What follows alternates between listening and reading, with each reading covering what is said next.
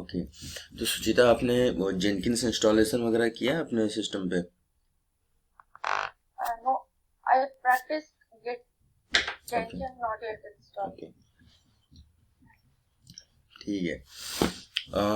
मैंने शायद जेनकिंस का इंस्टॉलेशन भी किया था ना क्लास में, because we already discuss about some Jenkins configuration and also. मुझे लग रहा है कि मैंने किया है। तो आज हम डॉकर कंटेनर के बारे में थोड़ा सा देखते हैं कि डॉकर कहाँ पर फिट बैठता है और क्यों यूज़ करना चाहिए हमें। ठीक है।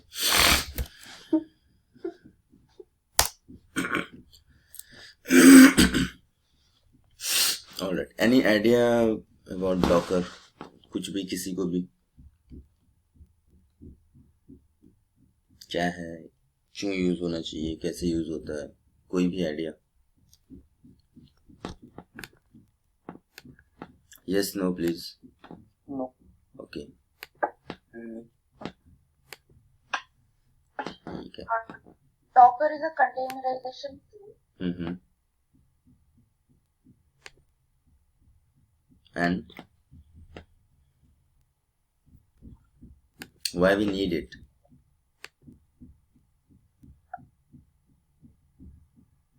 What is the use case of it? Runtime.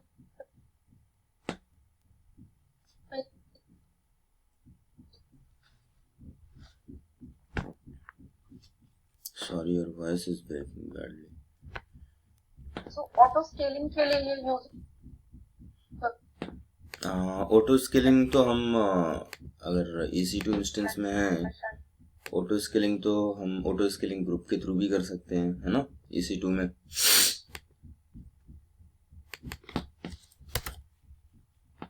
फिर डॉकर का क्या मतलब है? नहीं,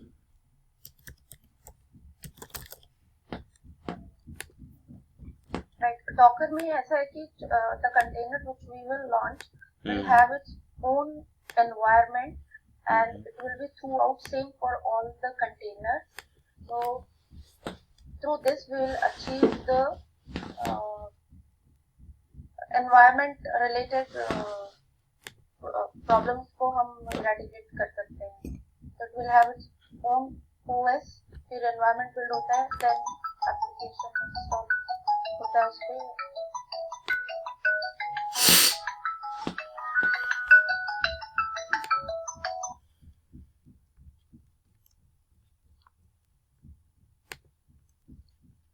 ओके,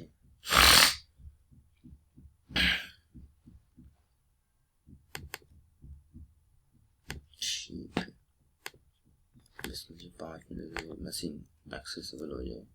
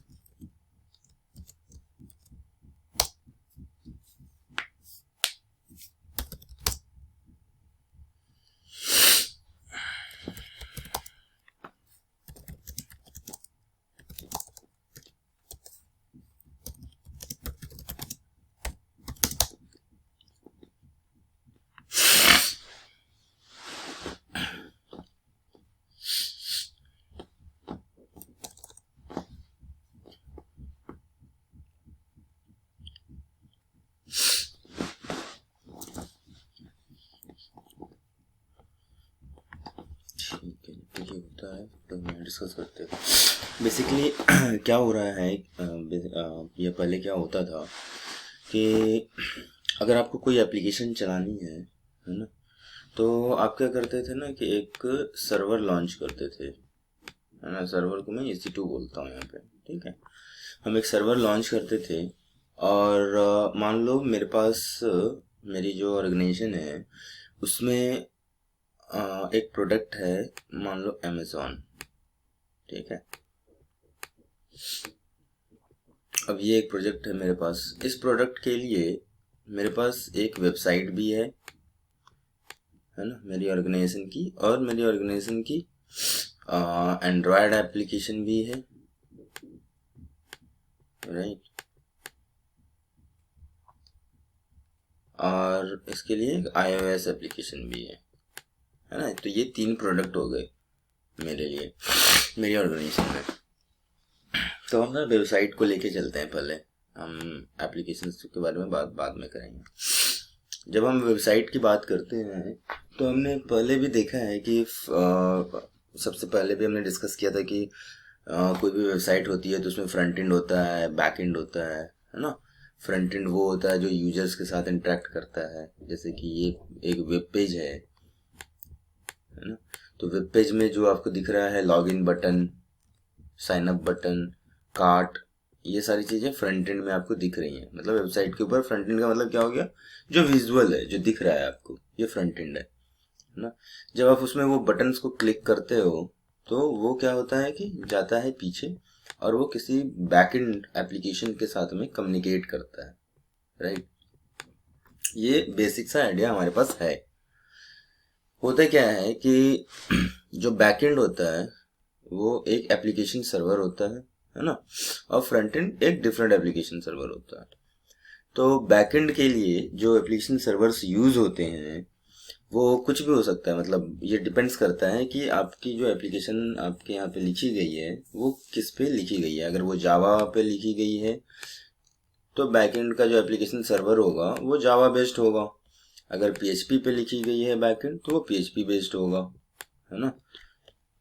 इसी तरह पाइथन पे लिखी गई है तो पाइथन बेस्ड होगा। तो ये कम्प्लीटली डिपेंड्स करता है कि आपकी जो एप्लीकेशन लिखी गई है वो किसके ऊपर लिखी गई है ना, कौन सा लैंग्वेज यूज किया गया है। उसी से आप डिसाइड करते हो कि कौन सा एप्लीकेशन सर्वर बैकएंड में रन कर रहा होगा।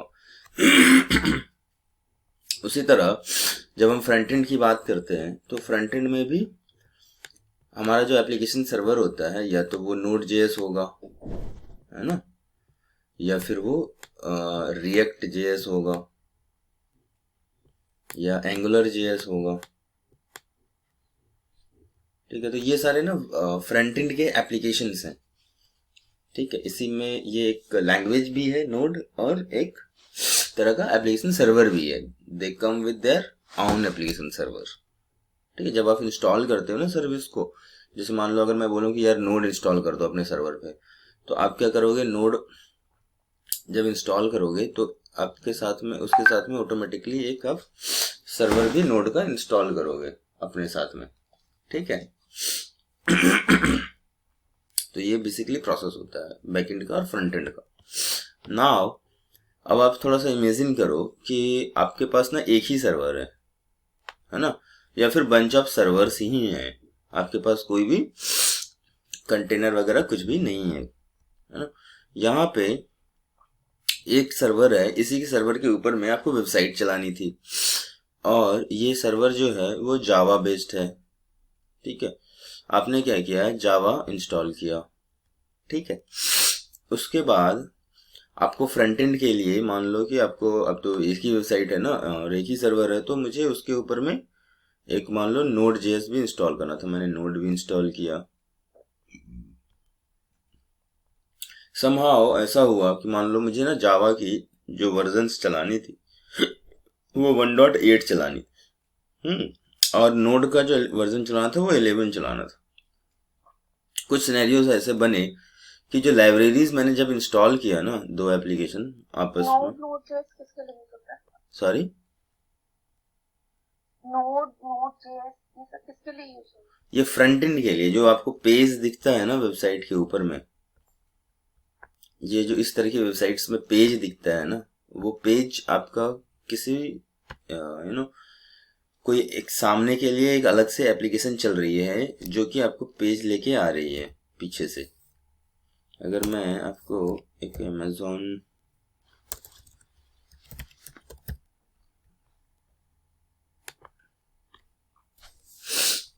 ये जो आपको लुक एंड फील दिख रहा है ना आपको, कि आप यहाँ पे क्लिक करते हो तो ये पिक्चर खुल जाती है ना, ये फोटोज स्क्रॉल हो रहे हैं ऑटोमेटिकली, ठीक है। तो ये इस तरह की जो फैसिलिटी है ना, ये कोई भी application server like the Java, PHP, ये सब चीज आपको इस तरह से नहीं दे पाएगा, इतना अच्छा लुक एंड फील। तो अच्छा लुक एंड फील लेने के लिए यूजर्स क्या करते हैं कि कोई फ्रंट एंड सर्वर का काम ही यही होता है कि सामने जो वेबसाइट दिखानी है ना, उसको लुक एंड फील बहुत अच्छा कर दो, यही काम होता है उसका, ठीक है। उसमें वो लाइट वेटेड होता है एप्लीकेशन सर्वर, जो कि फ्रंट एंड के लिए यूज होता है, और उसका काम सिर्फ और सिर्फ यही होता है, वो कोई कंटेंट सेव करके नहीं रखता है अपने पास। वो क्या करता है, पीछे जा करके किसी एप्लीकेशन सर्वर को, जैसे मान लो अभी जो हमने डिस्कस किया कि एंगुलर या फिर नोड, ठीक है, तो इसका ये किसी डीबी में ना अपना डाटा सेव करके नहीं रखेगा। ऑन द फ्लाई जब भी आप इसको, मान लो अभी आपने ना यहाँ पे क्लिक किया, लेट्स से कि आपने बॉटल के ऊपर क्लिक किया, ठीक है, तो बॉटल की इमेज पे जब आपने क्लिक किया तो ये जो डिटेल्स आपको निकाल के दिखा रहा है ना, ये प्राइस इतना है, नाम ये है, ये सारी चीजें, ये सारी चीजों के लिए ये डायरेक्टली सीधे इसके पास चला जाएगा, एप्लीकेशन सर्वर के पास, जहां पर कि ये पूरा कोड लिखा हुआ है कि बॉटल का प्राइस ये है और ये उसका नाम है, ये सारी चीजें इसके पास चला जाएगा। तो इसका काम क्या है, इसका काम है सिर्फ और सिर्फ फ्रंट एंड दिखाना, इसका काम है सिर्फ और सिर्फ वेबसाइट के ऊपर में ये इमेज को दिखाना, और अगर कोई बंदा इस पर क्लिक करता है तो उसको उस पर्टिकुलर पाथ पे पहुंचा देना, बस यही काम होता है फ्रंट एंड एप्लीकेशन सर्वर का, है ना।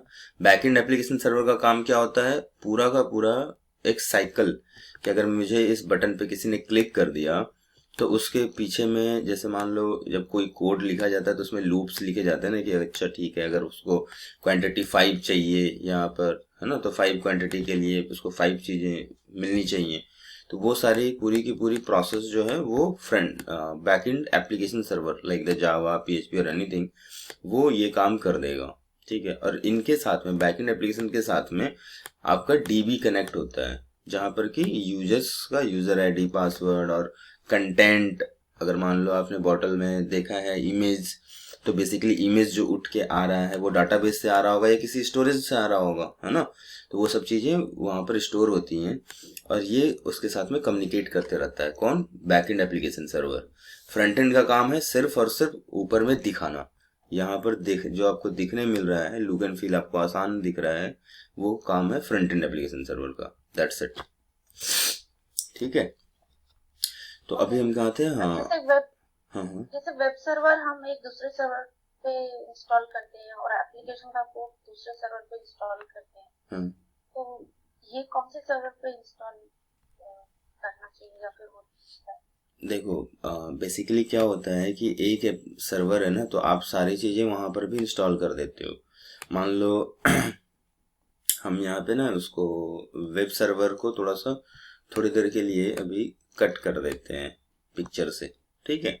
क्यों कट कर रहे हैं, क्योंकि हम इसके बदले हम लोड बैलेंसर यूज करते हैं आजकल के डेट में, है ना। हम क्या करते हैं कि लोड बैलेंसर यूज कर लेते हैं, तो लोड बैलेंसर के ऊपर हिट मार के हम डायरेक्टली वेबसाइट्स को खोल लेते हैं। उसके बाद हम आते हैं एप्लीकेशन और वेब सर्वर, इस एप्लीकेशन और फ्रंट एंड पे। तो एप्लीकेशन सर्वर हम, अगर मेरे पास एक ही मशीन है, एक ही EC2 मशीन है, तो मैं क्या करूंगा ना कि इसी पर मैं एप्लीकेशन सर्वर भी डाल दूंगा, है ना, जो कि मेरा जावा हुआ, और दूसरा मैं क्या करूंगा कि अपना नोड या फिर एंगुलर, जो भी मेरे ऑर्गेनाइजेशन में जो भी यूज हो रहा होगा, उस तरह की फ्रंट एंड एप्लीकेशन सर्वर भी मैं उसी पे इंस्टॉल कर दूंगा, है ना। उस पे तो मुझे उतना वरीड नहीं होना पड़ेगा कि मैं कहाँ डालूं नहीं डालूं। अब बात ये आती है कि जब आप यहाँ पर डालते हो तो ये हो सकता है आपके साथ में कि मान लो आपने वर्जन्स मैच नहीं किया, है ना। समटाइम्स ऐसा हो सकता है कि आपने जावा का नोड एप्लीकेशन जो है, वैसे इसकी कोई डिपेंडेंसी नहीं है जावा के साथ में, बट समहाउ मान लो कि ऐसा हो गया कि कोई डिपेंडेंसी की वजह से वो बोल रहा है कि यार मैं ना तुम्हें इंस्टॉल नहीं होने दूंगा, या फिर मैं क्या करूंगा, नोड 10 ही चला पाऊंगा क्योंकि मेरे पास जावा की ABCD डिपेंडेंसी है, लेकिन आपको तो चाहिए नोड एप्लीकेशन 11, है ना। तो उस सिचुएशन में आपको क्या करना पड़ सकता है, आपको करना पड़ सकता है कि एक नया EC2 इंस्टेंस प्रोविजन करो, ठीक है, उसके ऊपर में नोड डाल दो, ठीक है, यहाँ पर नोड एप्लीकेशन डाल दो और यहाँ पर इसका वर्जन अलग कर दो। तो अब यहाँ पे फाइट नहीं हो रही होगी, है ना। ये एक अलग EC2 इंस्टेंस है, ये जो कि बैकएंड के लिए यूज हो रहा है, एप्लीकेशन सर्वर के लिए, और ये एक अलग EC2 इंस्टेंस है जो कि फ्रंट एंड के लिए यूज हो रहा है, और आपस में दोनों IP से कम्युनिकेट हो रहे होंगे, ठीक है। लेकिन इस सिचुएशन में क्या हो रहा है, क्या हम पूरा का पूरा रिसोर्स कंज्यूम कर पा रहे हैं एप्लीकेशन सर्वर का? क्योंकि हमने क्या किया, हमने ना T2 मीडियम इंस्टॉल कर दिया, है ना।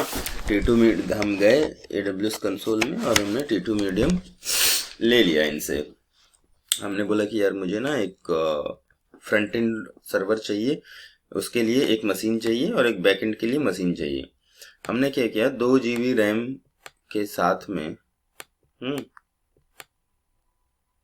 एक रिसोर्स इसके लिए लिया और एक 2 GB रैम के साथ में एक रिसोर्स इसके लिए ले लिया, ठीक है। अब ऐसा नहीं होता है कभी भी कि 24/7 में आपका सारा का सारा रिसोर्सेस हमेशा कंज्यूम होता रहे, ऐसा तो नहीं होता है ना। हमेशा क्या होता है कि आपकी रिसोर्स जो होती है वो एक लिमिटेड कंज्यूम होती है। मतलब अगर 2 GB रैम का है मेरा एप्लीकेशन सर्वर, तो मोस्ट प्रोबेबली ये 100 MB यूज कर रहा होगा, जबकि ये आइडियल स्टेट में चल रहा होगा, है ना। जब यूजर्स बढ़ जाएंगे मेरे वेबसाइट के ऊपर में, तब हो सकता है कि ये 1.8 GB तक यूज हो जाए, ठीक है, या फिर हो सकता है कि 2 GB पूरा ही कंज्यूम हो जाए, है ना। तो यूजर्स बढ़ जाए तो उसका भी लिमिटेशन है ना, कि मतलब मैंने ये डिसाइड किया था, जब मैंने सर्वर क्रिएट किया था, मैंने ये डिसाइड किया था कि जो मेरा 2 GB का सर्वर है वो कितनी लोड झेल सकता है, वो एटलीस्ट 100 यूजर्स को झेल सकता है, कॉन्करेंट यूजर्स, 100 कॉन्करेंट यूजर्स, ठीक है। कॉन्करेंट यूजर्स का मतलब होता है कि यूजर्स सर्वर पे ग्रेजुअली बढ़ते जा रहे हैं, पहले 2 हुए, फिर 5 हुए, फिर 10 हुए, फिर 100 हो गए, ऐसे करके, ठीक है। तो एक ही साथ 100 लोग तो नहीं कर रहे होंगे ना, हमेशा डेफिनेटली वो कुछ तो डिफरेंस होगा। अगर मान लो हम 4 लोग हैं और हम चारों लोगों को भी एक सेल में, अभी फ्लिपकार्ट में कोई सेल चल रही हो और हम सबको अभी जस्ट पता चला है, तो हम अगर सारे कोई उस वेबसाइट पे जाते हैं, तो ऐसा तो नहीं है कि 9:08 जैसे ही हुआ और हम सारे कोई वहां पहुंच गए। कुछ तो डिफरेंस होगा ना हमारे में। हो सकता है कि मैं 9:08 में पहुंचूं, आप लोग 9:10 में पहुंचो, कुछ लोग 9:06 में पहुंच जाए, है ना। उसको बोलते हैं कॉन्करेंट और ग्रेजुअली इंक्रीज यूजर्स, ठीक। तो अगर इस तरह की सिचुएशन हो कि मतलब यूजर्स बढ़ते हैं, जब वो 100 तक पहुंच जाते हैं यूजर्स, तो हमारा पूरा का पूरा 2 GB रिसोर्स कंज्यूम हो जाता है। और वो ऐसा तो नहीं है कि हमेशा 100 यूजर्स वहां पर पड़े ही होंगे, ठीक है।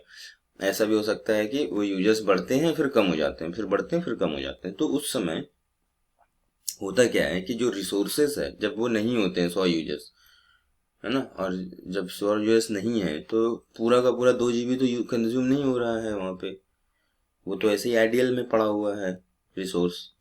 ये अभी मैं स्मॉल रिसोर्सेस की बात कर रहा हूँ, जो रियल टाइम में होगा वो थोड़ा बड़ा रिसोर्सेस होगा, ठीक है।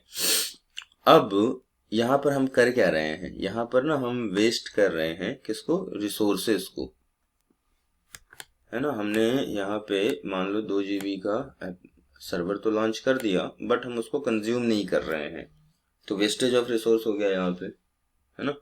दूसरी बात, अगर मैं इधर में बना लेता हूँ,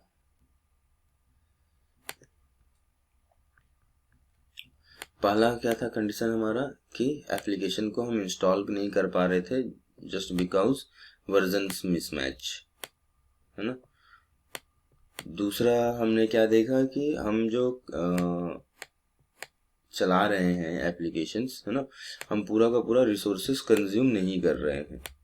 अब हम पूरा का पूरा रिसोर्स कंज्यूम नहीं कर रहे हैं तो उसमें क्या होता है कि हमारे रिसोर्सेज आइडियल में पड़े रहते हैं, ठीक है, आइडियल में पड़े रहते हैं, तो वो तो अननेसेसरी की पैसे हम वेस्ट कर रहे हैं, हमने तो उतना ज़रूरत भी नहीं है जितना हमने लॉन्च कर लिया है, ठीक है। तो ये इस तरह की जो प्रॉब्लम्स थी, इस तरह की प्रॉब्लम्स को हमने कैसे रिड्यूस किया यूजिंग द डॉकर कंटेनर्स। अब देखते हैं कि डॉकर यहाँ पर कैसे हमारी हेल्प कर सकता है। Give me one sec.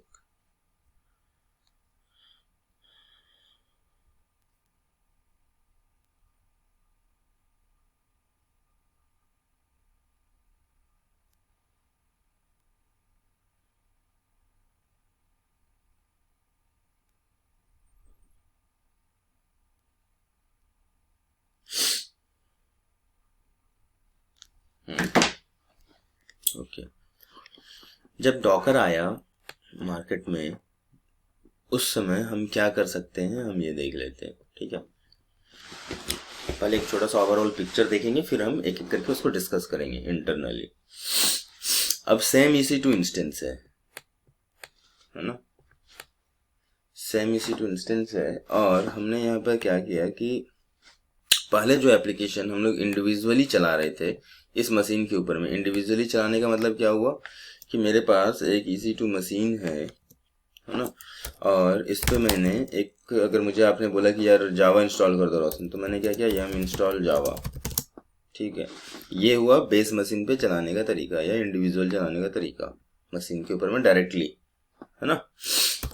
पहले हम ऐसे चला रहे थे, तो जब हम ऐसे यूज़ कर रहे थे तो हमारा बेस मशीन के ऊपर में एक लेयर बना के जावा इंस्टॉल हो जा रहा था ऑटोमेटिकली जब हमने इंस्टॉलेशन मेथड से इंस्टॉल किया। उसके बाद जावा क्या होता था, पूरे मशीन पे फैल जाता था और इसको जितना सा कंज्यूम करना है वो उतना सा कंज्यूम कर लेता था। मान लो 100 MB कंज्यूम कर लिया, बाकी के रिसोर्सेस ऐसे ही पड़े हुए हैं बेकार में, है ना, ये यूजलेस रिसोर्सेस है। उसी तरह नोड के लिए भी सेम होता था, नोड भी कहीं इंस्टॉल हो जाता था और बाकी के रिसोर्सेस को वो यूज़ ही नहीं करता था, तो फ्री में पड़ा रहता था और हम पैसे देते रहते थे उस रिसोर्सेस को।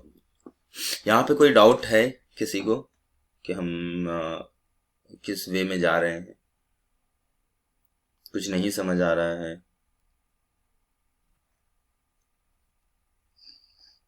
नोड बेसिकली एक एप्लीकेशन, हमारे एप्लीकेशंस वो है राइट, फ्रंट एंड एप्लीकेशन है। हाँ, नोड सर्वर, बिकॉज स्टोरेज का नोड है ना, मेरे को दिमाग पर स्टोरेज बिठाना चलो मैं, अगर आप बोलोगे तो मैं इसका नाम चेंज कर देता हूँ, मैं इसको रिएक्ट JS या एंगुलर भी बोल सकता हूँ क्योंकि ये सबका एक ही काम है।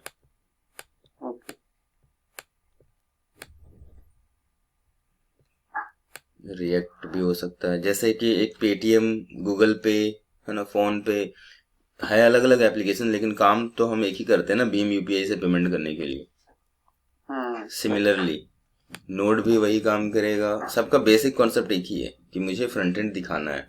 रिएक्ट भी वही काम करेगा और एंगुलर भी वही काम करेगा। हमारा इतना तक तो क्लियर है ना कि हम क्या डिस्कस कर रहे हैं, राइट? किसी को डाउट है इसमें प्लीज बता दो ताकि मैं आगे और ना बढ़ूं।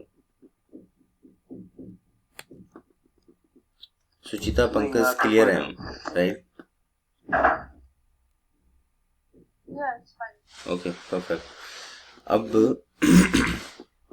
हमने अभी तक, अब हमने क्या किया, अब हमने बोला कि यार जो एप्लीकेशन आपको चलानी है ना, जब हम उतना यूज़ ही नहीं कर रहे हैं स्पेस और चीज़ों को, हमें मैनी टाइम्स ये भी इशू आता है कि वो कंफर्टेबल नहीं है इस वर्जन के साथ उस वर्जन के साथ, तो हम ऐसा क्यों नहीं करते हैं कि उनको एक individual small pieces of servers में चलाएं,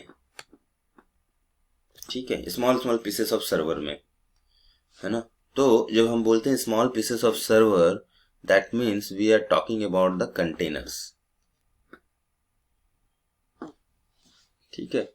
तो डॉकर कंटेनर क्या होता है? डॉकर कंटेनर, इसको बस अपने दिमाग में समझने के लिए, इसको कहीं पर हमें बताना नहीं है, है ना, बस हमें यही अपने आप को समझाने के लिए हम इसको स्मॉल पीस ऑफ कंटेनर बोल सकते हैं, sorry small piece of servers बोल सकते हैं डॉकर कंटेनर को।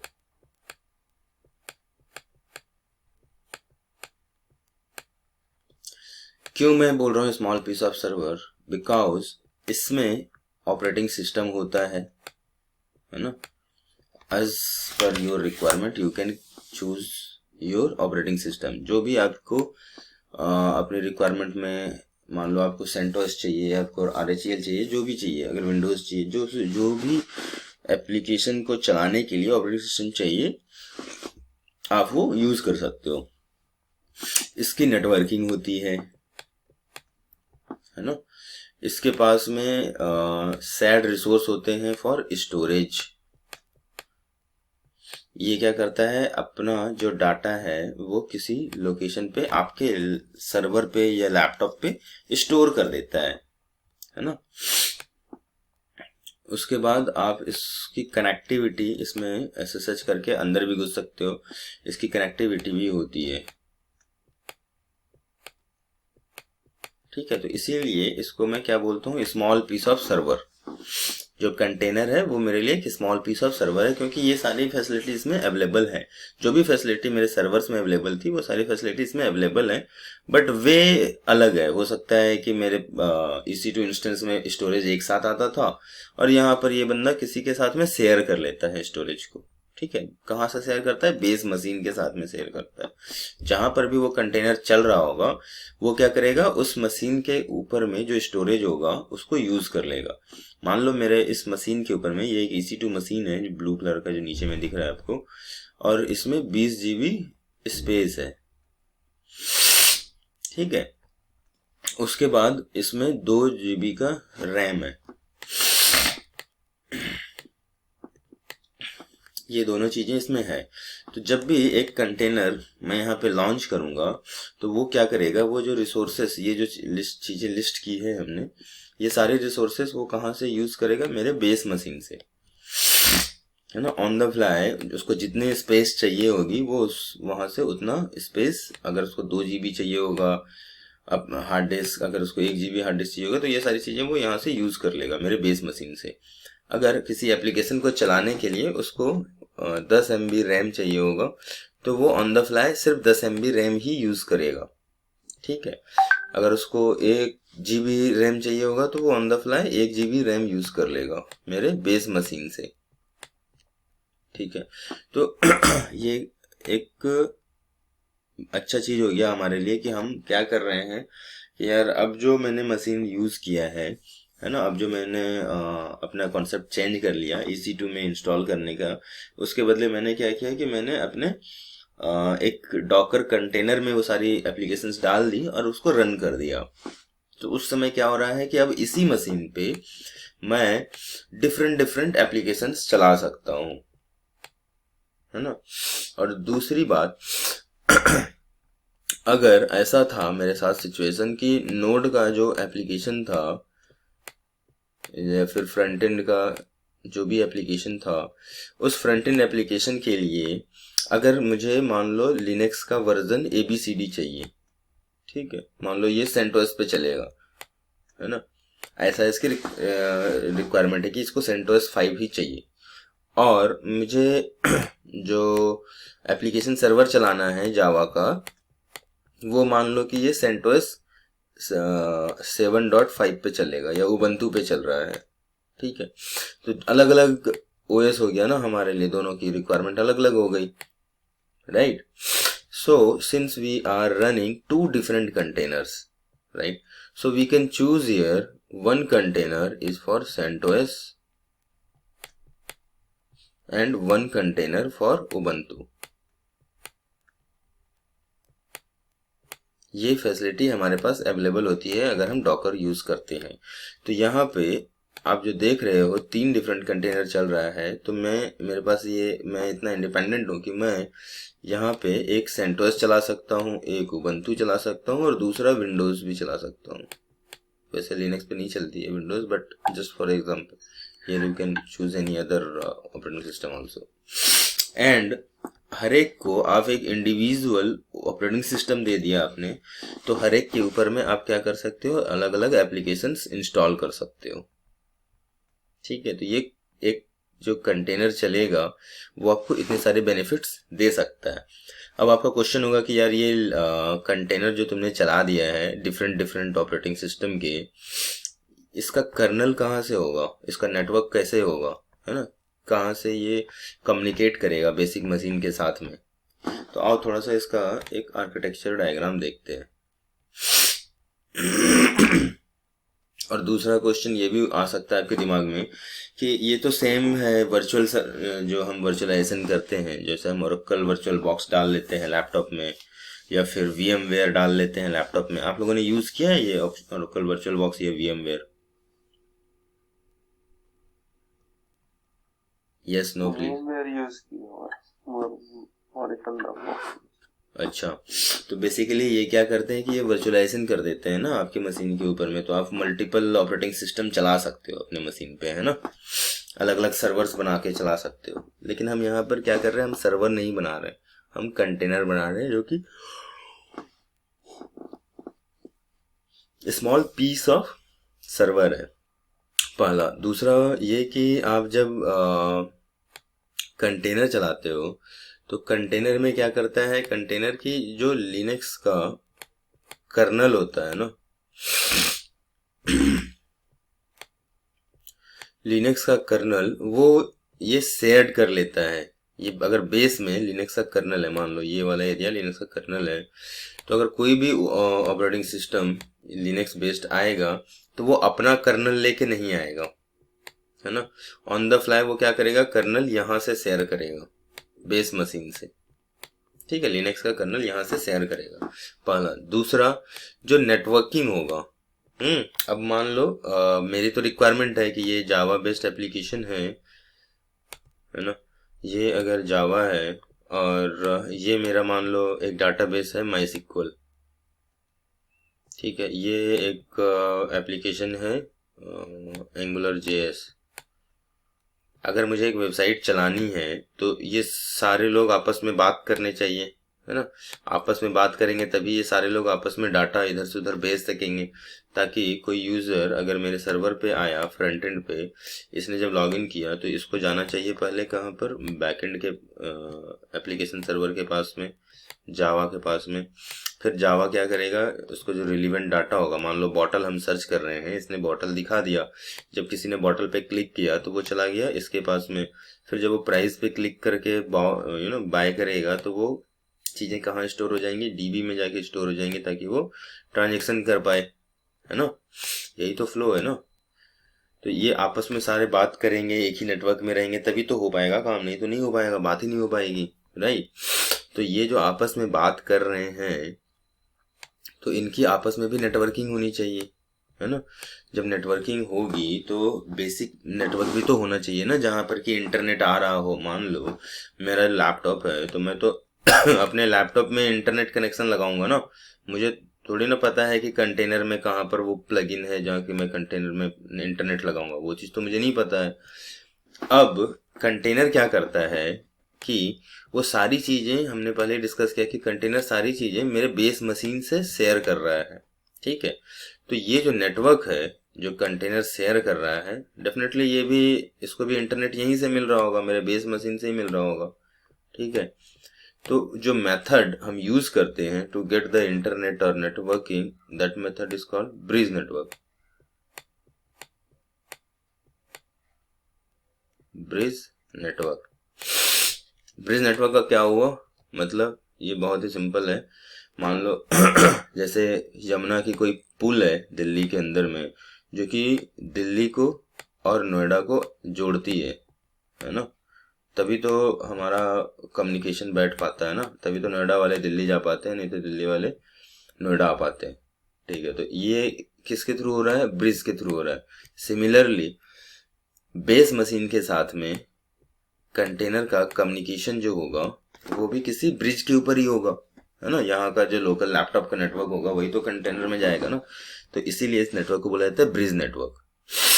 ठीक है, तो हमने क्या क्या डिस्कस किया अभी, हमने डिस्कस किया कि नेटवर्किंग कैसे होती है, हमने डिस्कस किया कि उसमें कर्नल कैसे होता है। अब डिस्कस करते हैं उसका स्टोरेज, किसी भी कंटेनर का स्टोरेज कैसे होता है, कहाँ स्टोर करता है डाटा। क्योंकि यार ऐसा तो हम थोड़ी ना चाहेंगे कि मेरा एक कंटेनर है, मान लो डीबी का, मैंने एक डाटाबेस चला रहा हूँ, तो डाटाबेस हमेशा क्या होता है, वो स्टेट फुल सेट होता है ना, स्टेट फुल। स्टेट फुल का मतलब क्या हो गया कि अगर ये कंटेनर मर गया, समहाउ किसी ने डिलीट मार दिया है, बंद कर दिया एप्लीकेशन, तो जो कंटेंट है वो सेव रहे किसी न किसी प्लेस में, ताकि अगर नया कंटेनर फिर से जनरेट हुआ तो उसको ये कंटेंट दोबारा मिल जाए। अब मैं इसकी एक छोटी सी एग्जांपल देता हूँ। मान लो मैं किस वे में ये स्टेटफुल सेट का डेफिनेशन दे रहा हूँ, वो इसलिए दे रहा हूँ कि मान लो एक डीबी है ना, डीबी आप कभी ऐसा नहीं चाहोगे कि जब मैं डीबी रिस्टार्ट करूं, ठीक है, तो मेरा सारा डाटा लॉस हो जाए। ये तो कोई नहीं चाहेगा ना कभी भी कि डाटा लॉस हो जाए।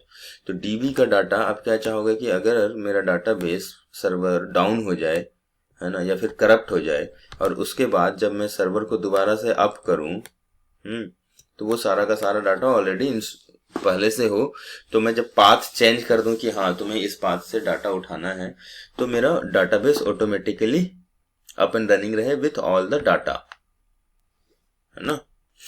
ये मेरी रिक्वायरमेंट होगी। तो जब इस तरह की आपकी रिक्वायरमेंट है, तो आप क्या करते हो कि जो कंटेनर होता है डॉकर में, उसमें एक टर्म, इसमें एक नाम होता है वॉल्यूम। ठीक है, ये सिमिलरली अगर आप थोड़ा सा रिलेट कर पाओ अपने क्लासेस को, तो आपको याद होगा कि एक EC2 जब हम पढ़ रहे थे, तो हमने EC2 में एक EBS भी पढ़ा था, है ना। फिर हमने EBS को माउंट भी किया था EC2 के ऊपर में। क्यों माउंट किया था? हमने इसलिए माउंट किया था कि अगर मेरा EBS को कुछ भी हो जाता है, अगर ये डाउन हो जाता है, किसी ने गलती से टर्मिनेट कर दिया, कुछ भी कर दिया, तो मेरा जो डाटा है, अगर मैं नया EBS लॉन्च करूं और जो फिर से अपने EBS को माउंट कर दूं नए वाले EC2 के ऊपर में, तो मेरा जो डाटा है पड़ा हुआ, वो लॉस नहीं होना चाहिए। फिर से वो EC2 नया आएगा और उसमें वो वही पुराना डाटा मुझे दिखने मिल जाएगा। सेम थिंग हम यहाँ पर भी सेम कॉन्सेप्ट पे डिस्कस कर रहे हैं, कोई भी नया कॉन्सेप्ट यहाँ पर हम नहीं यूज कर रहे हैं। तो हम क्या कर रहे हैं कि बेसिकली जो भी फाइल, फोल्डर, जो भी चीजें हैं, वो हम बाहर में स्टोर करा रहे हैं कंटेनर के।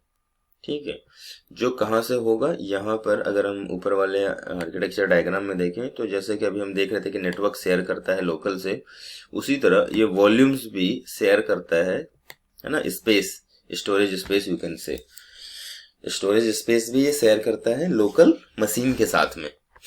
ठीक है, तो ये हो गया हमारा वॉल्यूम। तो हमने नेटवर्किंग पढ़ ली, हमने वॉल्यूम पढ़ लिया, है ना। अब कंटेनर में एक लेयर थोड़ा सा आगे बढ़ते हैं। बेसिकली इतना तो हमने पढ़ लिया कि ये डॉकर कंटेनर है और इसको हम चलाते हैं। इसको चलाने के बाद हमारा एप्लीकेशन इसमें इनबिल्ड होगा। इनबिल्ड होगा मतलब अंदर ही पड़ा हुआ रहेगा।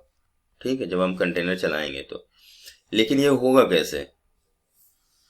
ऐसा कैसे होगा कि हम कंटेनर चलाएंगे और सारी एप्लीकेशंस ऑटोमेटिकली चलने लग जाएंगी, उसके अंदर में रहेंगी? तो इसमें एक बेसिक कॉन्सेप्ट होता है डॉकर का, वो होता है डॉकर इमेज।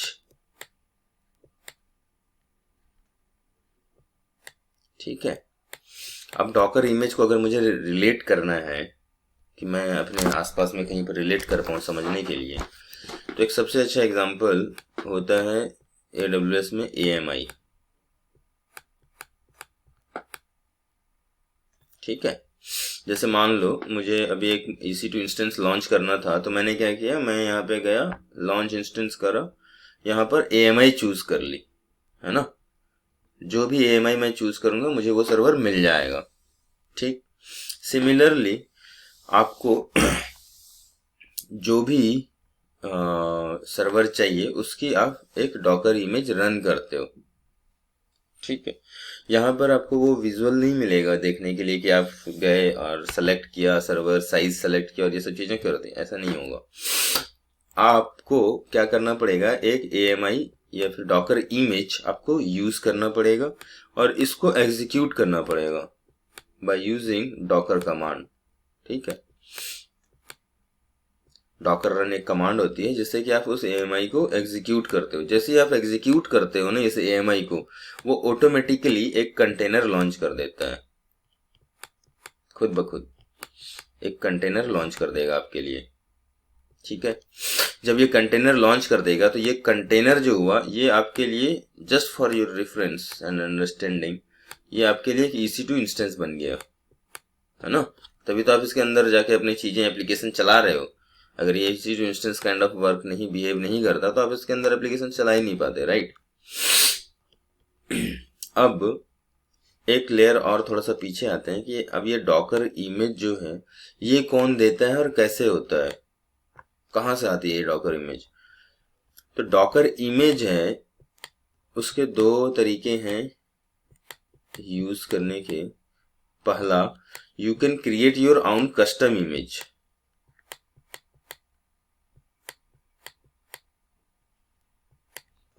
कस्टम इमेज बना सकते हो आप अपने नाम से, अपने एप्लीकेशन के नाम से, अपने सर्वर के नाम से, कुछ भी मर्जी। ठीक है, अपने ऑर्गेनाइजेशन के नाम से जो मर्जी है आप वो नाम डाल सकते हो उस इमेज का। दूसरा, आप क्या कर सकते हो, डॉकर हब एक कम्युनिटी है जहां का डॉकर जिसका प्रोडक्ट है। ठीक है, यहाँ पर सारी इमेजेस पड़ी होती हैं, यहां से भी आप रन टाइम पे एक इमेज यूज कर सकते हो। ठीक है, तो हम यहाँ पर जो बेसिकली डॉकर इमेज की बात कर रहे हैं, this is a kind of operating system, है ना। ऑपरेटिंग सिस्टम होगा तभी तो हम container which is a server हम रन कर पाएंगे। अगर यही नहीं होगा तो हम रन ही नहीं कर पाएंगे, है ना। तो अभी मैं यहाँ पे एक छोटा सा वो करता हूँ,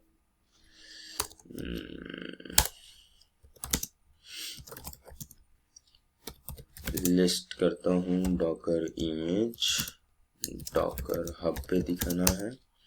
दूसरा, हमें एक आउन इमेज क्रिएट करना है, ये अभी हम लैब करने वाले हैं। ठीक है, आउन डॉकर इमेज क्रिएट करना है और फिर डॉकर कंटेनर रन करना है और कंटेनर रन करने के बाद उसको हमें अंदर जाके देखना है। ठीक है, एग्जीक्यूट करेंगे, फिर हम थोड़ा सा डॉकर फाइल के बारे में बात करेंगे कि डॉकर फाइल क्या होती है। जब हम यहाँ पे ऑन डॉकर इमेज करेंगे तो यहीं पे डॉकर फाइल भी हम देखेंगे।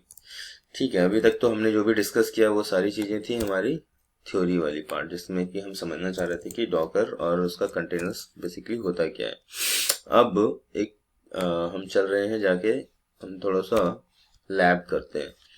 तो सबसे पहले जो रिक्वायरमेंट है इसके लिए, लैब के लिए, आपकी मशीन पे डॉकर इंस्टॉल होना चाहिए। ठीक है, दूसरा, आपके पास में अपना एक डॉकर हब अकाउंट भी होना चाहिए, है ना। ये भी जैसे गिट का अकाउंट था वो फ्री था, उसी तरह आप डॉकर हब का अकाउंट बना लेना, ये भी फ्री है। ठीक है, तो चलो अभी चलते हैं। मेरे पास एक EC2 इंस्टेंस मैंने लॉन्च किया था, आप लोगों ने देखा होगा क्लास में स्टार्टिंग में, है ना। इसी मशीन को मैं यूज करूंगा डॉकर रन करने के लिए। तो मैं क्या करूंगा, yum install docker.io।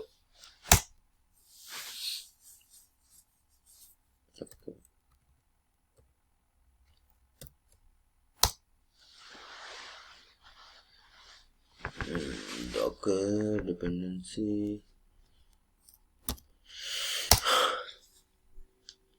अभी तक किसी को कोई डाउट है, कोई क्वेश्चन है?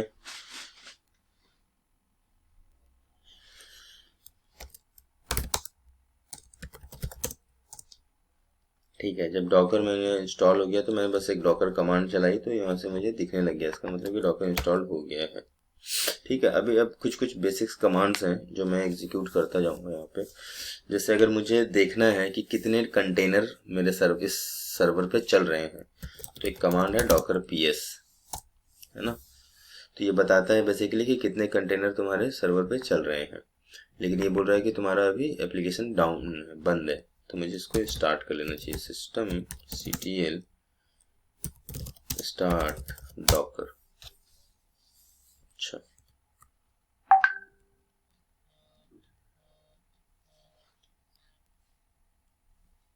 System okay, system ctl start Docker, service Docker start. ठीक है, डॉकर स्टार्ट हो गया। अब चेक करते हैं कि कितने डॉकर के कंटेनर मेरे लैपटॉप में चल रहे हैं, मतलब ये सर्वर पे चल रहे हैं बाय डिफॉल्ट। अभी कुछ भी नहीं चल रहा है। ठीक है, ये जो कमांड होती है बेसिकली रनिंग की दिखाता है कि रनिंग कंटेनर कितने चल रहे हैं। अगर मुझे सारे देखने हैं कितने रनिंग हैं, कितने डेड कंटेनर्स हैं, तो मैं क्या करूँगा, डॉकर पीएस -a लिखूंगा। ओके, ये भी नहीं दिखा रहा है कि कोई भी कंटेनर नहीं है, क्योंकि हमने कोई कंटेनर अभी तक चलाया नहीं है। ठीक है, अगर मुझे देखना है अब मेरे मशीन पे कितने इमेजेस इंस्टॉल्ड हैं, पड़े हुए हैं, डाउनलोडेड हैं, तो मैं क्या करूँगा, डॉकर इमेजेस ये कमांड चलाऊँगा। तो इसने भी लिस्ट दिखाया और इसने दिखाया कि नहीं अभी आपके पास कोई भी इमेज नहीं है।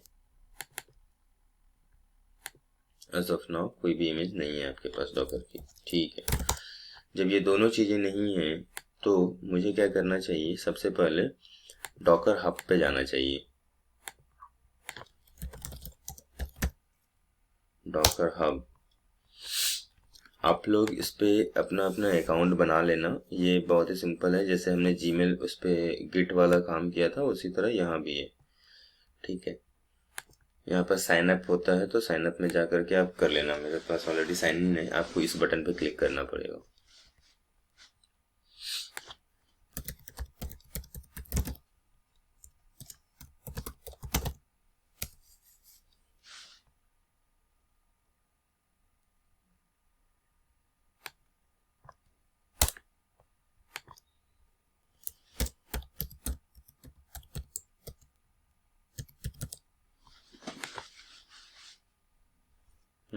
authentication incorrect RSN98।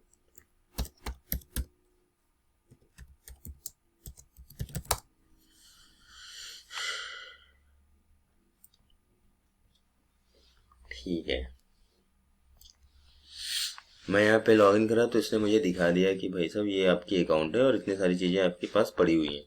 अच्छा, अब सबसे मज़ेदार बात ये है कि आप ना यहाँ पे, ये एक बहुत ही बड़ी ऑर्गेनाइजेशन है, ठीक है, डॉकर। तो आप यहाँ पे ना कोई सा भी इमेज आप सर्च कर सकते हो, है ना। और सर्च करने का तरीका होता है कि यहाँ पे जाना है सर्च बार में। मान लो मुझे ना हम नोड पे बहुत बात कर रहे थे ना, तो हम नोड के बारे में देखते हैं कि नोड का कोई एप्लीकेशन है ना अपने को इंस्टॉल करना है, तो देखते हैं कैसे होता है।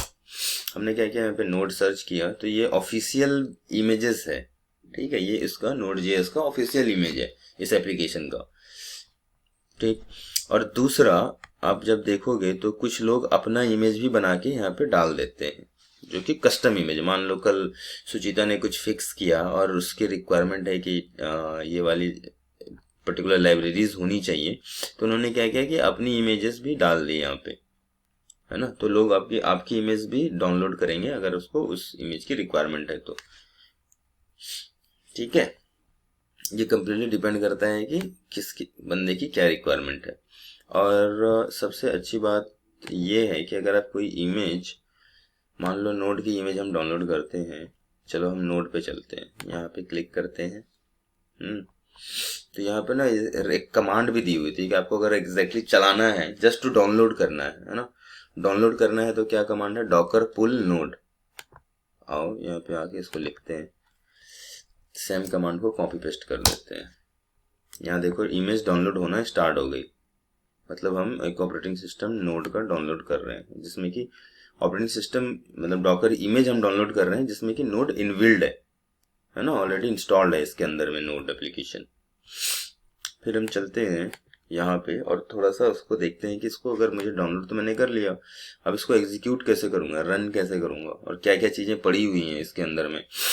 तो आपको उस पर्टिकुलर इमेज की डिस्क्रिप्शंस पढ़नी चाहिए। जैसे स्क्रॉल डाउन करके हम अभी जा रहे हैं नीचे, you should go like this and you should read it, ताकि आपको पता चलेगा कि इसमें क्या चीज़ें उन्होंने डाल के रखी हुई हैं बाय डिफ़ॉल्ट, किस क्या क्या चीज़ें आपको मिलेंगी, क्या क्या चीज़ें आपको नहीं मिलेंगी। ठीक है। अब डॉकर जब कंटेनर चलाते हैं ना, तो वहाँ पर ना हम कभी भी ज़्यादा बड़ा जो बेस इमेज होता है बहुत बड़ा नहीं लेते हैं अंदर में। ठीक है, बहुत बड़ा नहीं लेने का मतलब ये हुआ कि हम कभी भी ये नहीं करते हैं कि सेंटोस की मशीन है तो उसके ऊपर में जो हम डॉकर इमेज चला रहे हैं वो किसी सेंटोस का होना चाहिए और फिर या उबंटू का होना चाहिए, वो नहीं होना चाहिए, क्योंकि साइज बहुत बड़ा हो जाएगा, है ना। हमने तो छोटा होने के लिए तो जल्दी जल्दी काम करने के लिए हम कंटेनर में आए, नहीं तो हमें कंटेनर में आने की जरूरत क्या थी, राइट। तो छोटा जो ऑपरेटिंग सिस्टम होता है, बहुत स्मॉल साइज में जो ऑपरेटिंग सिस्टम होता है, वो ये सारे ऑपरेटिंग सिस्टम्स होते हैं जो छोटे छोटे होते हैं, जैसे अल्पाइन। तो ये जो दिखा रहा है ना आपको, ये ऐसे करके अल्पाइन सर्च, ये बेसिकली बेस है, बेस ऑपरेटिंग सिस्टम है। इसके ऊपर में नोड इंस्टॉल कर दिया है ना, और इसका एक इमेज बना दिया है। तो अगर आप यहाँ पे क्लिक करोगे तो आपको वैसा ही ऑपरेटिंग सिस्टम मिलेगा या फिर डॉकर इमेज मिलेगी जिसमें कि बेस में अल्पाइन हो, है ना। खैर वो आप थोड़ी देर के बाद जब रन करोगे तो फिर उस समय आपको ज़्यादा अच्छे से समझ में आएगा कि बेसिकली क्या रिक्वायरमेंट के ऊपर बात कर रहा था मैं एक सिंपल सा इमेज चलाना चाहता हूँ जहाँ पर कि मैं आप लोगों को दिखा पाऊँ। अच्छा ठीक है, सबसे सिंपल तो ये जेनकिंस चलाना, जो कि दिखेगा भी हमें।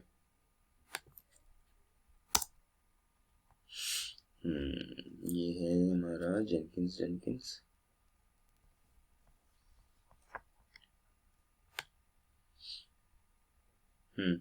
और सबसे बड़ी बात है इसमें लिखा हुआ हाउ टू यूज दिस, मतलब इसको थोड़ा सा पढ़ लेना है और जो कमांड्स एग्जीक्यूट करने के लिए बोला जा रहा है वही कमांड्स एग्जीक्यूट करके हम चीजें निकाल सकते हैं।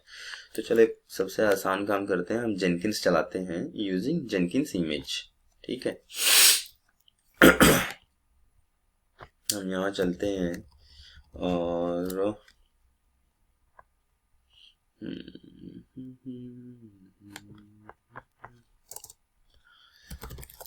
अच्छा, हमने तभी डॉकर वॉल्यूम की बात की थी, राइट। तो हम यहाँ पे जाके देखते हैं कि डॉकर वॉल्यूम ls ये कमांड से कोई वॉल्यूम्स दिखा रहा है, अभी दिखा रहा है कोई भी वॉल्यूम नहीं है।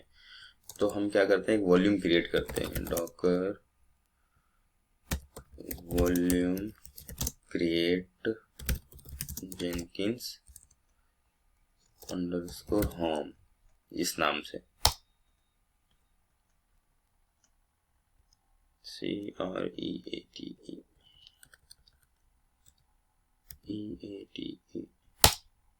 ठीक है, अब जाके देखते हैं फिर से वॉल्यूम क्रिएट हुआ,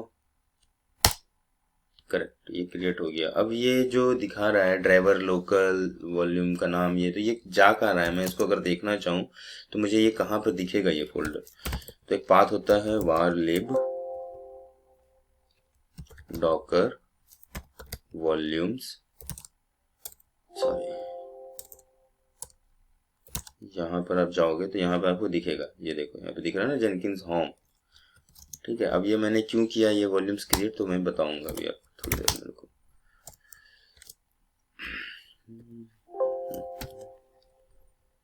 ये कमांड थी हमारी, इसको मैं उठा लेता हूँ, नोटपैड पे डाल देता हूँ, तो रन द जेनकिंस रनिंग। ठीक है, इसको मैं लिख देता हूँ जेनकिंस अंडरस्कोर होम। तो बेसिकली मेरा जो इमेज है और जो भी मेरा सर्वर कंटेनर होगा उसको मैंने क्या किया, एक बाहर से एक डायरेक्टरी दे दी जहां पर कि वो अपने सारे डाटा को लिखेगा। It's a kind of copy paste. अब जो भी कंटेनर के अंदर चल रहा होगा वो मुझे यहाँ पर मिल जाएगा। ठीक है, इसको चल के पहले टेस्ट करते हैं, कंटेनर चलाते हैं। इसमें परमिशंस हैं जो 80 और 50,000 जो लिखा हुआ है, इस 50,000 वाली परमिशंस है कि 80 तो पोर्ट हो गया। ये दोनों पोर्ट है, परमिशंस नहीं है। ये दोनों जो है ना ये पोर्ट है। ये 5,000 50,000 जो भी आपको दिख रहा है ना, ये आपस में जेनकिंस को अगर कभी भी स्लेव लॉन्च करना है तो उसके लिए जेनकिंस इस पोर्ट पे 50,000 पोर्ट पे लॉन्च करता है। ठीक है, अगर जेनकिंस को कभी भी एक मतलब अगर आपको ब्राउजर पे एक्सेस करना है तो आप जेनकिंस को वैसे एक्सेस कराओगे। JNLP पोर्ट और 8,000 पोर्ट दोनों का यही है। देखो नीचे में, सबसे नीचे में दिख रहा होगा आपको अभी JNLP पोर्ट, ये वो। तो ये जो 50,000 था वो JNLP पोर्ट था, है ना, और जो 8080 था वो तो जेनकिंस को वेब ब्राउजर पे खोलने के लिए पोर्ट था। ठीक है, अच्छा अभी आपने एक चीज गौर नहीं किया होगा शायद, वो ये कि जब मैंने जेनकिंस को एग्जीक्यूट किया तो मैंने ना ये कमांड चलाई थी, डॉकर रन, पोर्ट मैप कराया, वॉल्यूम मैप कराई और नाम दे दिया। सबसे लास्ट में जेनकिंस इमेज का नाम है। पहला जो है ये कमांड है रन। अगर किसी भी इमेज को आपको एग्जीक्यूट करके कंटेनर बनाना है उस इमेज से तो आपको ये कमांड चलानी पड़ेगी, Docker run. Then this is the port, है ना, और here we know it is a volume, है ना, जो स्पेस है लोकल का वो। लेकिन अब जब मैंने ये कमांड चलाया तो हुआ क्या ना, हुआ कि ये फोरग्राउंड में नहीं चला के, सॉरी बैकग्राउंड में नहीं चला के फोरग्राउंड में चला दिया। ठीक है, फोरग्राउंड में चलाने का मतलब क्या हुआ कि अगर मैंने Ctrl C यहाँ पर प्रेस किया तो मेरा जेनकिंस बंद हो जाएगा, है ना। देखते हैं Ctrl C करके, हाँ अब इसके देखो आप, मेरा जेनकिंस बंद हो गया ना। अब मैंने ये Ctrl C क्यों किया यार, मुझे तो उस मशीन पे और भी कमांड्स यूज करनी है ना, तो मुझे तो Ctrl C करना पड़ेगा, राइट। तो क्या है इसका दूसरा तरीका, क्या है वो हम जाके देखेंगे। अभी पहले हम एक बार ये देखते हैं कि डॉकर PS में कोई कंटेनर चलता हुआ दिख रहा है क्या, क्योंकि हमें पता है कि हमने बंद कर दिया है, लेकिन एक बार वेरीफाई करके देखते हैं। डॉकर PS -A, मैंने बताया था कि डॉकर PS -A कमांड जो है वो क्या करती है कि डेड कंटेनर्स को भी दिखाती है ना। तो इसमें दिखा हुआ है स्टेटस एग्जिटेड, मतलब कंटेनर डेड हो चुका है 2 मिनट पहले। ये इसकी आईडी है कंटेनर की, ये इमेज है जो हमने बताया था कि इसी इमेज के साथ में चलनी है। जब वो चल रहा था तो इस कमांड के साथ वो चला था, और जो नेम है वो हमने कुछ डिफाइन नहीं किया, तो उसने क्या किया, बाय डिफॉल्ट कुछ भी नाम डाल दिया। ठीक है, इस बार हम फिर से इस कंटेनर को चलाते हैं और इस बार हम क्या करेंगे, Docker run -dit, dit is a detach mode. ठीक है, देन -नेम माई जेनकिंस, इस बार हमने नाम भी दे दिया इसको, जेनकिंस को माई जेनकिंस। ठीक है, और ये पोर्ट हो गया, और ये तो वॉल्यूम्स और ये सब चीजें हैं ही। इस बार हम चलाते हैं तो अब आपको देखेगा, अब आप देख रहे होंगे कि यहाँ पर इसने यहीं पर ख़त्म कर दिया, मतलब ये पीछे बैकग्राउंड में चल रही है।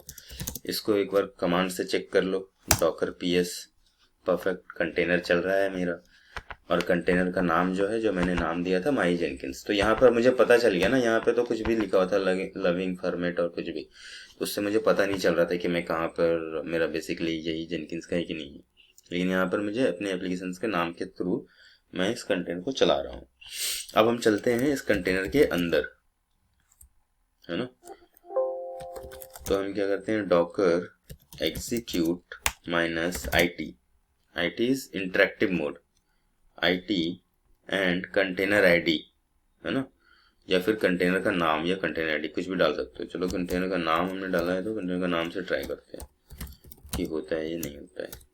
फिर हम यहाँ पे डाल देते हैं कौन सा सेल चाहिए मुझे जहां मैं जाना चाहता हूँ। मैं लिखता हूँ बिन बैश। देखो इसने कंटेनर का नाम से ऑटोमेटिकली अंदर हमें डाल दिया ना, इसीलिए एक नाम, वैलिड नाम होना ज़्यादा ज़रूरी है, क्योंकि ये तो आपको याद नहीं रहेगा लेकिन ये हमेशा याद रहेगा आपको, है ना। तो इसलिए एक वैलिड नाम होना ज़रूरी है। बिन बैश मैंने डाला क्योंकि मुझे चाहिए था इसके अंदर सेल, एक पर्टिकुलर सेल चाहिए था, ठीक है, अब मैं यहाँ जाता हूँ तो यहाँ मुझे सारी चीज़ें कंटेनर की दिख रही हैं कि हाँ ठीक है, ये अगर मैं जेनकिंस इंस्टॉल करता या कोई सर्वर होती तो उसमें ये चीज़ें होती। आप यहाँ पे चेक भी कर सकते हो कि कौन सा सर्वर है ये। यू नेम -a, यहाँ पे देख सकते हो कि लिनक्स का सर्वर है। और पीछे कहाँ से चीज़ें ला रहा है, वो हमारे अमेजोन लिनक्स से चीज़ें ला रहा है। तो बेसिकली कर्नल जो है वो शेयर हो रहा है ना। मैंने बताया था ना, बेस मशीन से कर्नल शेयर करता है, नेटवर्क शेयर करता है। तो आपको यहाँ पर वो कर्नल तो दिख गया, शेयर्ड है। IPA कमांड से आपको क्या दिख गया, इस पर्टिकुलर कंटेनर जहाँ पर आप बैठे हुए हो, इस पर्टिकुलर कंटेनर की IP दिख गई आपको।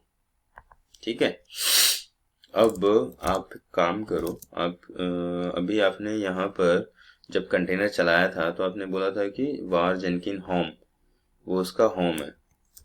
तो आप वार के अंदर जाओ, यहाँ पे जाके देखो कि जेनकिन्स होम है। हाँ ठीक है, जेनकिन्स अंडरस्कोर होम मेरे पास है। यहाँ पर एक बार फोल्डर फाइल्स को वैलिडेट कर लो। तो जब जेनकिन्स इंस्टॉल करते हो बाय डिफॉल्ट, जब आपने किया था इंस्टॉल, तो आपको ये सारी फोल्डर्स फाइल्स मिली थी, है ना।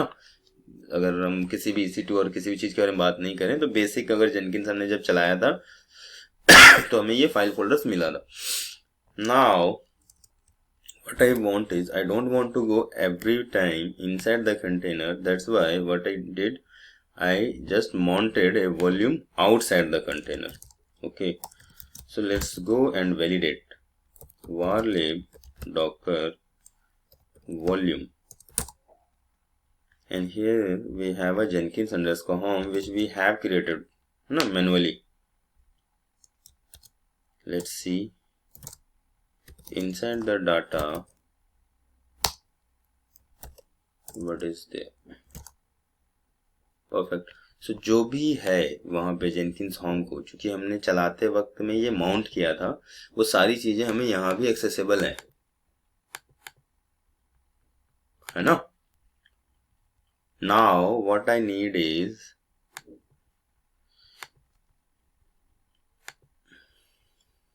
let me go to the machine first.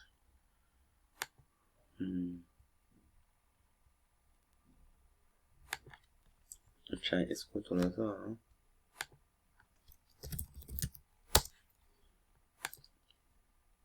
Sorry,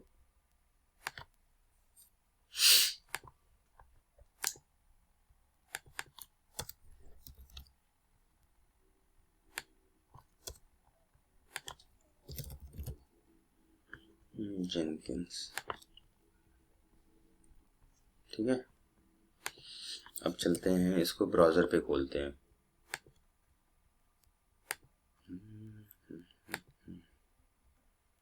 ये गए, यहाँ लिया और 8080 पोर्ट पे हमने इसको खोल दिया।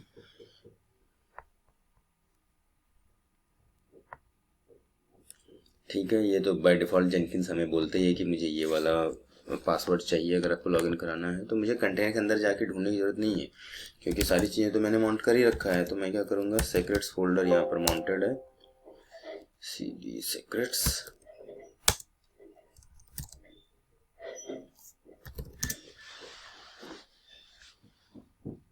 इसके अंदर में ये पासवर्ड है, ये मैं यहाँ पे डाल दूंगा।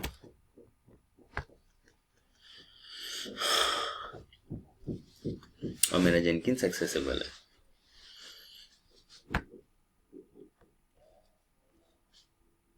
है ना। इसमें कोई किसी को डाउट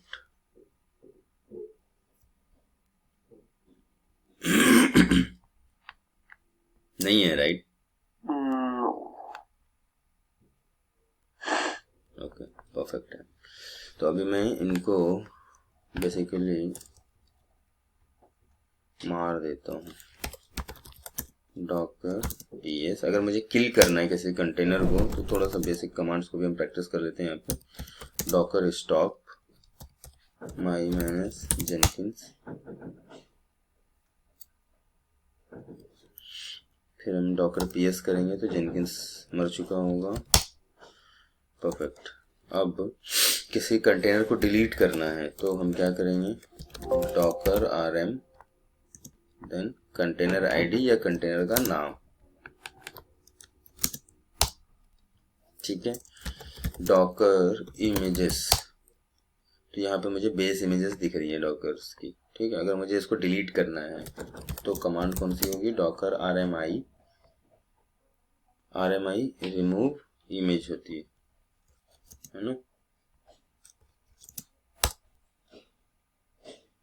नाउ एवरीथिंग गॉन, अब ये पूरा का पूरा फिर से क्लीन हो गया, कुछ भी नहीं है इसमें, ठीक है।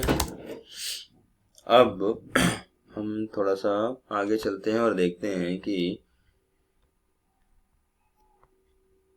हमने ये देख लिया कि हमें इमेज कैसे डाउनलोड करना है ना। हमें अब ये देखना है कि हम अपनी इमेज कैसे बना सकते हैं पर्सनल, और उसको कैसे अपलोड कर सकते हैं डॉकर हब के ऊपर में, ठीक है। तो जब इमेज आपको बनाना होता है तो उसके लिए आप क्या करते हो ना, इमेज बनाने के लिए आप एक डॉकर फाइल लिखते हो, ठीक है। आप क्या करते हो, अपनी एक पर्सनल डॉकर फाइल लिखते हो। तो डॉकर फाइल कैसे लिखते हैं वो हम अभी देखते हैं। हम एक छोटा सा एनजिनिक्स का डॉकर फाइल का एग्जांपल देखते हैं। डॉकर फाइल एनजिनिक्स,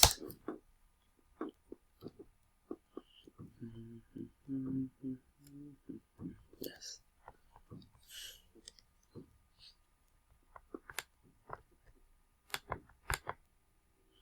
हमेशा इमेज को बनाने के लिए आपको डॉकर फाइल यूज करना पड़ेगा, ठीक है। और जब आप कंटेनर को बना रहे हो तो आपको क्या यूज करना पड़ रहा था, आपको वहां पे ये यूज करना पड़ रहा था, डॉकर इमेज, ठीक है। तो रियल टाइम एनवायरनमेंट में भी हम डॉकर हब को यूज करेंगे बनाने के लिए इमेजेस। देखो, Docker hub is just for storing the things, storing your image, है ना। जब आप रियल टाइम में जाओगे ना, रियल टाइम में प्रोडक्शन एनवायरनमेंट पे, तो वहां पर बहुत सारी अलग अलग टूल्स है। बेसिकली डॉकर हब से आप कोई भी इमेज डाउनलोड कर सकते हो, है ना। अगर आपके पास ऑर्गेनाइजेशनल अकाउंट है, आपकी ऑर्गेनाइजेशन के पास अगर वैसा सिक्योर अकाउंट है जो कि पैसे दे रहे हैं डॉकर हब को, then you can use the Docker hub. But ऐसा होता नहीं है, कम ही लोग प्रोडक्शन पे डॉकर हब यूज करते हैं। तो आप क्या करते हो, वहां पर इमेज को स्टोर करने के लिए there are multiple places where you can store your image. In AWS it is ECR, ठीक है, container registry, Amazon container registry. उसके बाद नेक्सस भी एक टूल होता है जिसमें कि जाके आप स्टोर करते हो इमेज को। और JFrog, यहाँ पर भी आप इमेज को स्टोर करते हो। तो there are many places where you can store your images.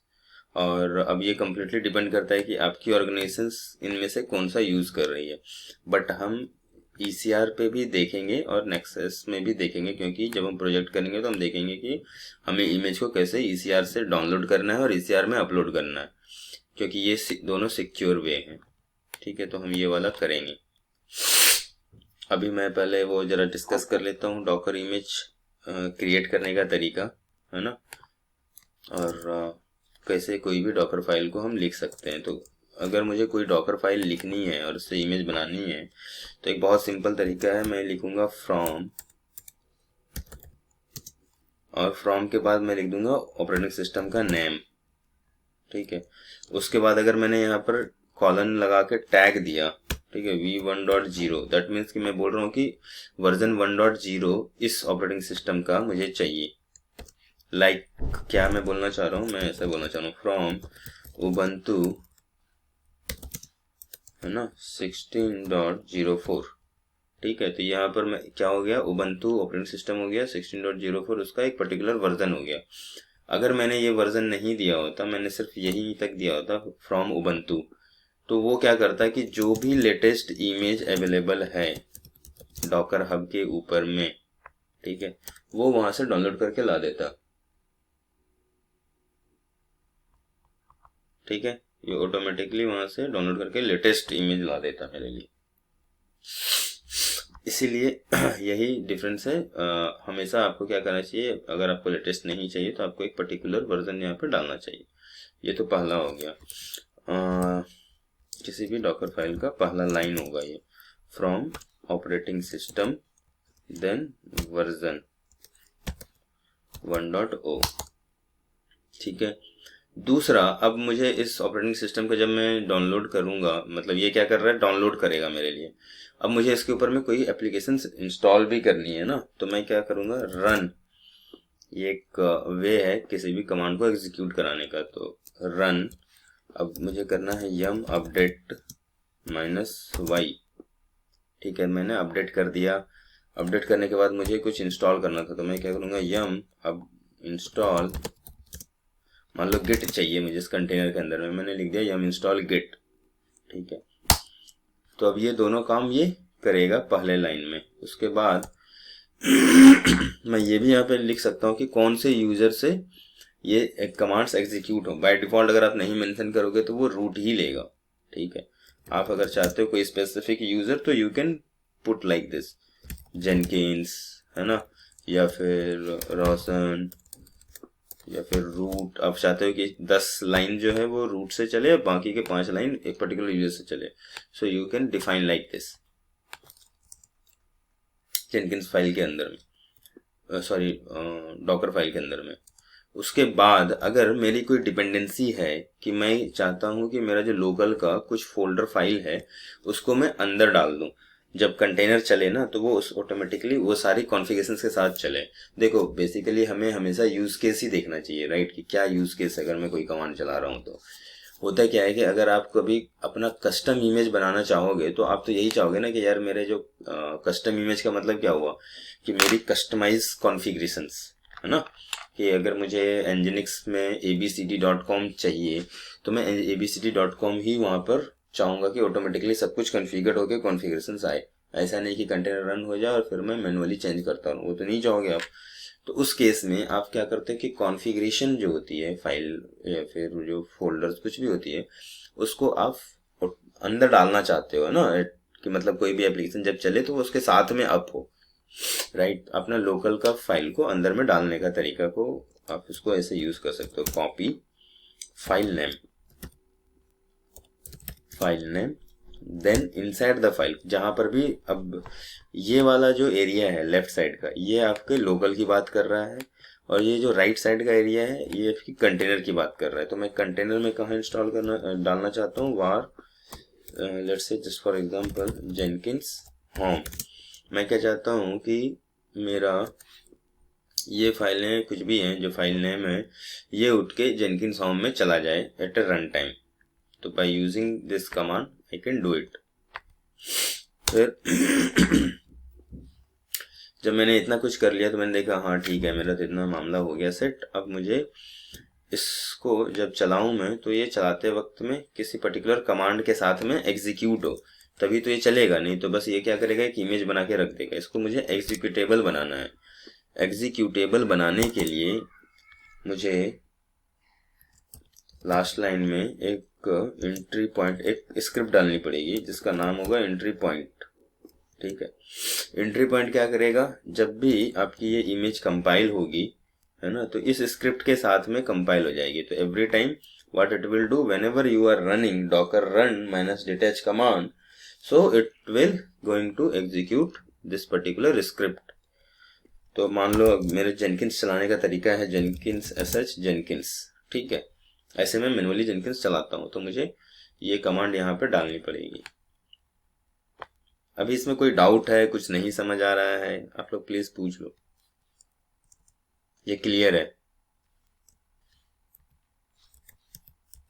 Entry point वाली ये कौन सी कमांड? एंट्री पॉइंट मतलब कि इसमें हमें मेंशन करना पड़ेगा कि एग्जीक्यूट करना है। एसएच जेनकिंस जो हमने लिखा है क्या होगा इसमें? मतलब एसएच जेनकिंस तो मैंने ऐसे ही लिख दिया। आप यहाँ पे कुछ भी लिख सकते हो, जैसे मान लो हम, आपको याद होगा कि हमने एप्लीकेशन कैसे रन किया था जावा की, हमने एप्लीकेशन रन किया था जावा -jar, है ना, उसके बाद abc.jar यही कमांड चलाई थी ना हमने जावा जार को चलाने के लिए। तभी तो वो जावा जार ब्राउजर पे हम देख पा रहे थे हेलो डॉकर हेलो वर्ल्ड, है ना। तो सिमिलरली जो भी कमांड से एग्जीक्यूट होता है कोई एप्लीकेशन, वही कमांड को आपको entry point.sh में डालनी पड़ेगी।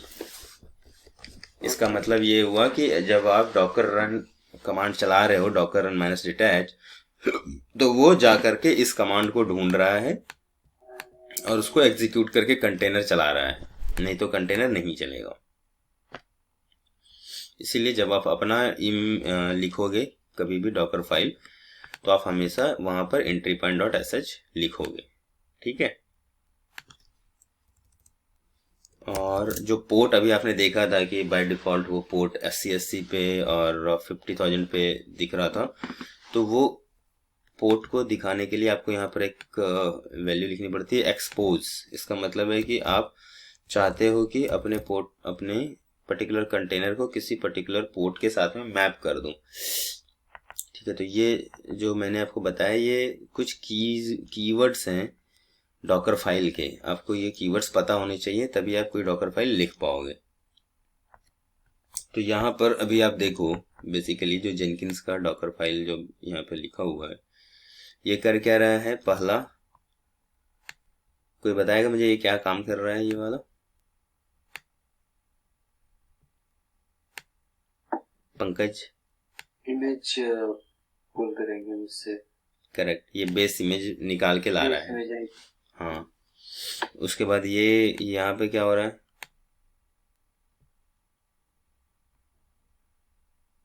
रन कर रहा है यहाँ पे कमांड सारी जो हमें चाहिए रिपोजिटरी के अंदर जाके। रिपोजिटरी नहीं, कंटेनर के अंदर। सॉरी, कंटेनर के अंदर जो एप्लीकेशंस हमें चाहिए वो इंस्टॉल कर रहा है। Perfect, yes, correct. और ये तो हम वॉल्यूम माउंट कर रहे हैं जैसे हम करते हैं, है ना। तो हम क्या चाहते हैं कि जब ये कंटेनर चले तो ये सारे वॉल्यूम्स माउंटेड हो जाएं, है ना। उसके बाद वर्क डायरेक्टरी, इन्होंने क्या बोला है कि अंदर में जो होम डायरेक्टरी होगी कंटेनर की या इमेज की, वो ये होगा, इसलिए इसको वर्क डायरेक्टरी लिखते हैं, ठीक है। अब जैसे हम वहां पर लिख रहे थे ना, वो क्या बोलते हैं आपका एंट्री पॉइंट डॉट sh, उसी तरह यहाँ पर ये cmd लिखा है इन्होंने। तो दोनों का काम एक ही है, cmd और एंट्री पॉइंट डॉट sh का। बट cmd ओवरराइट होता है, entry point dot sh overwrite नहीं होता है। अब ये जो वर्ड मैंने बोला ना, ओवरराइड होता है और एक नहीं होता है, तो इसका सिर्फ और सिर्फ एक ही मतलब है ओवरराइड करना और ओवरराइड नहीं करने का, कि आप cmd अगर लिख रहे हो, है ना, तो दोनों वही करेगा। पहला दोनों बूटस्ट्रैप स्क्रिप्ट ही एग्जीक्यूट करेगा। लेकिन अब जब आपने देखा होगा कि cmd जो यहाँ पे लिखा हुआ है, उसके बाद यहाँ पर दो अलग चीजें भी लिखी हुई हैं, एक्सपोज, है ना। लेकिन मैंने जब लिखा था एंट्री पॉइंट डॉट sh, तो मैंने एंट्री पॉइंट डॉट sh सबसे एंड में लिखा था, राइट। इसका मतलब ये हुआ कि ये ओवरराइड नहीं हो सकता है। अगर ओवरराइड हो सकता तो मैं यहाँ पर इसको इसके बाद में लिखता, ठीक है। तो ये ओवरराइड नहीं हो सकता है, इसलिए मैंने इसको इसके ऊपर लिखा था, बस यही रीजन है। एंट्री पॉइंट डॉट sh और cmd का दोनों के बीच का यही डिफरेंस है, बाकी और कोई डिफरेंस नहीं है, ठीक है। तो आपको अगर वैसा सिचुएशन कभी मिले, आपको बेसिकली ये एक इंटरव्यू क्वेश्चंस भी है और बहुत ही कॉमन क्वेश्चन है, हर एक आदमी यही पूछता है कि cmd और एंट्री पॉइंट डॉट sh में क्या डिफरेंस है, ठीक है। अब ये देखो, ये एक बेसिक एनजिनिक्स की फाइल है ना। तो मैं इस फाइल को रेफर करूंगा और इसको, ये कोड भी चाहिए थी ना।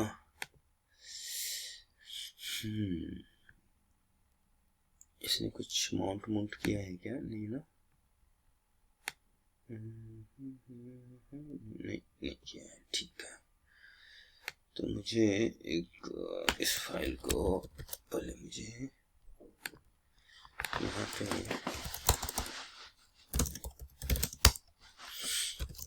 cd opt में गया, यहाँ पर मैंने एक डायरेक्टरी बनाई डॉकर नाम से,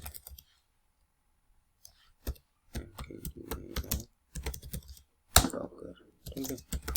cd डॉकर किया, vi Docker file. Docker file का नाम हमेशा डॉकर फाइल ही होगा, ये याद रखना, और इसी स्टाइल में होगा जैसे मैंने लिखा ना स्मॉल में, तो वैसे ही होगा। उसके बाद जो मेरे पास कॉपी थी, मैंने यहाँ पर पेस्ट कर दिया सारी चीज़ों को। अब यहाँ पे अनकमेंटेड लाइंस जो हैं वो मुझे नहीं चाहिए, तो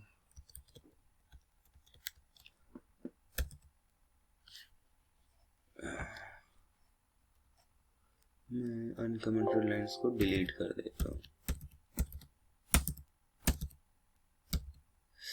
ठीक है। हम इसका सेम टू सेम उठाते हैं और यूज करते हैं। अब मैंने बोला था कि डॉकर फाइल के थ्रू डॉकर इमेज बनाना, तो डॉकर फाइल के थ्रू अगर डॉकर इमेज बनाना है आपको, अपना कस्टम इमेज, अभी तक हमने जो काम किया है वो इमेज डाउनलोड कर लिया था, है ना। अब मैं अपना कस्टम इमेज बनाना चाह रहा हूँ, तो मैं क्या करूँगा, Docker build -t is for tagging, है ना, -t nginx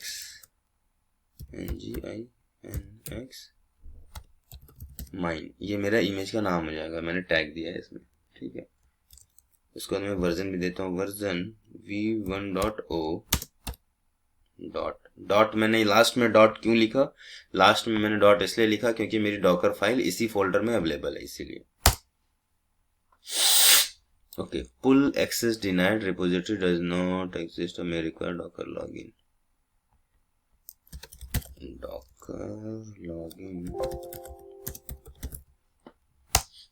डॉकर लॉगिन, तो मुझे डॉकर लॉगिन करना चाहिए, rsin98, ये था यूजर आईडी,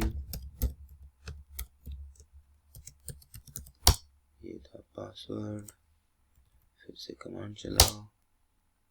अच्छा, ये उसके पास है नहीं डॉकर फाइल वाली, ठीक है। तो हम अपना चेंज कर लेते हैं, हम इसको कर लेते हैं, ये हटाओ, इमेज का नाम 16.04 कर दो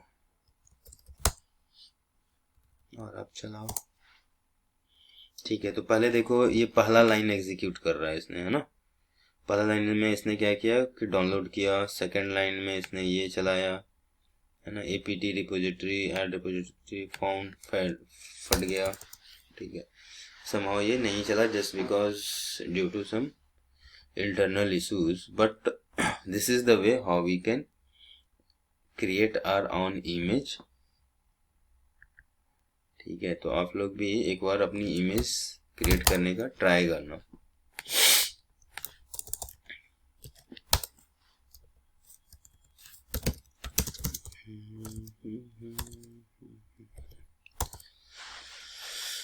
हाँ, क्या क्या करना है आप लोगों को, डॉकर इंस्टॉल करना है, उसके बाद डॉकर में nginx और जेनकिंस ये दोनों चलाना है।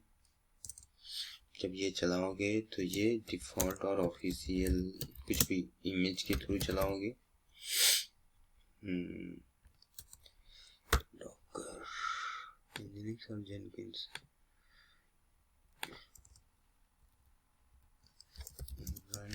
Docker container of nginx and Jenkins, ये करना है। उसके बाद जब ये कर लोगे फिर आप क्या करोगे, अपनी इमेज बनाओगे, create your image using Docker file,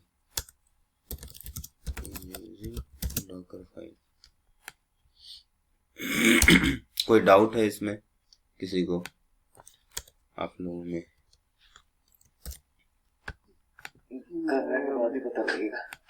yes, but please इसको करना, क्योंकि करने के बाद मुझे ना सेंड करना सब आप लोग अपनी डॉकर फाइल, और अगर आप ये चला रहे हो तो उसकी यूआरएल मुझे सेंड करना, ठीक है।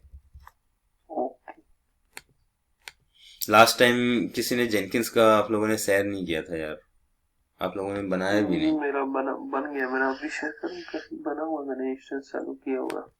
ठीक है, आप अपना स्क्रीन शेयर करना चाहते हो, if you want you can share it now. 2 minute करता हूँ। सुचिता, पंकज, आप लोग नहीं कर रहे हो।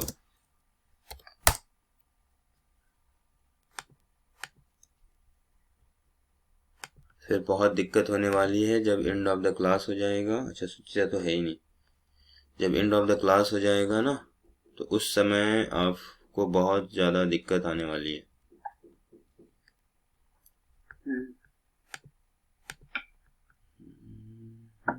चीज की प्रैक्टिस करूंगा सारी। जिस दिन जो पढ़ो ना उसको उसी दिन निपटा दो पंकज, तभी हो पाएगा। नहीं तो अगर उसको आप कल पे अगर जैसे टाल दोगे ना फिर तो कभी नहीं हो पाएगा।